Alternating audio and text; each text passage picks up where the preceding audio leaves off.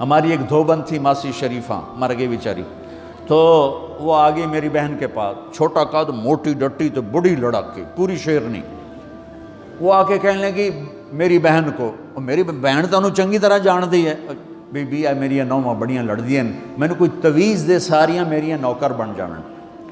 اب میری بہن کو پتہ تھا کہ وہ سارا لڑائی دا تماشا تھا ماسی شریفاں تو شروع ہوندہ، ادو تو ہوندہ ہی کچھ نہیں، بیچاریاں معصوم جیاں چھوٹیاں چھوٹی عمر دیاں۔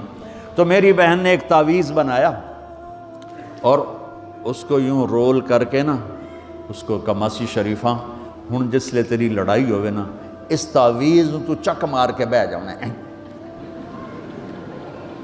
تے چھڑنا نہیں، جے تو چھڑیا تو مر جانا ہے، انہوں پکا کر کے رکھیں۔ اس نے کیا کیا؟ ماسی شریفوں کو چپ کروایا۔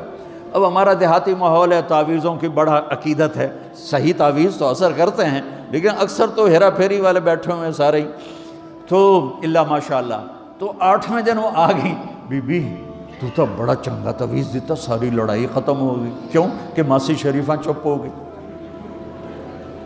تو میں ان ساری مستورات کو یہ تعویذ دے کے جا رہا ہوں، یہ سب لے لو، یہ مرد بھی لے لو، اور جب کوئی جھگڑا ہو اے یہاں رکھ کے چپ کر کے بیٹھ جانا، آپ کی لڑائیاں ختم ہو جائیں۔